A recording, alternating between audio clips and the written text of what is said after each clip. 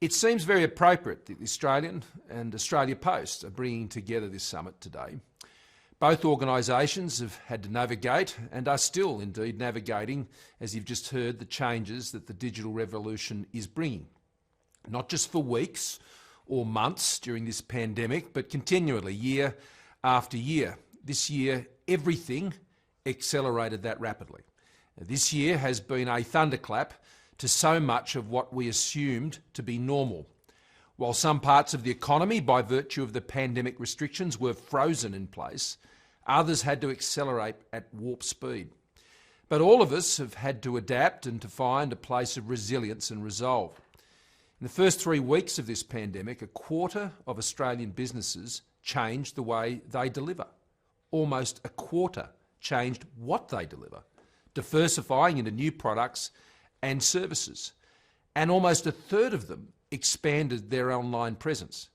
One study found that during COVID, nearly 9 in 10 Australian firms took on new technology to support business continuity.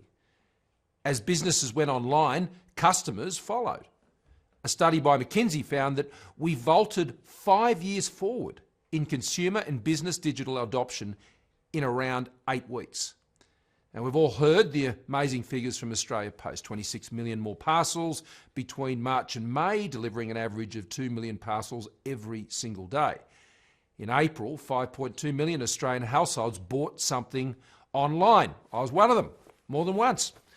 More than 200,000 of those were shopping online for the first time. In August, online sales reached over $3 billion. An 81% increase on August of last year. We've seen that acceleration in other areas of digital life, in areas like telehealth and remote working. In the first few weeks of lockdown, over 40% of small and medium businesses bought or installed the software for remote working. Another 22% said they were headed in that direction.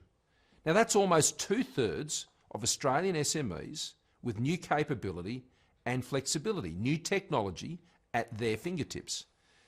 This year, the imperative of what we faced drove this adaptation and adoption.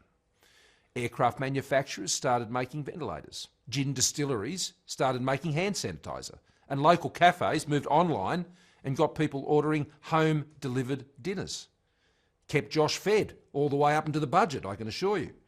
Our challenge is to keep the foot on the digital accelerator as we emerge on the other side of this pandemic. Whilst we can marvel at the innovation and the digital acceleration, the bigger picture is that our economy has taken a massive hit. So we have 2 stories happening simultaneously now here in Australia.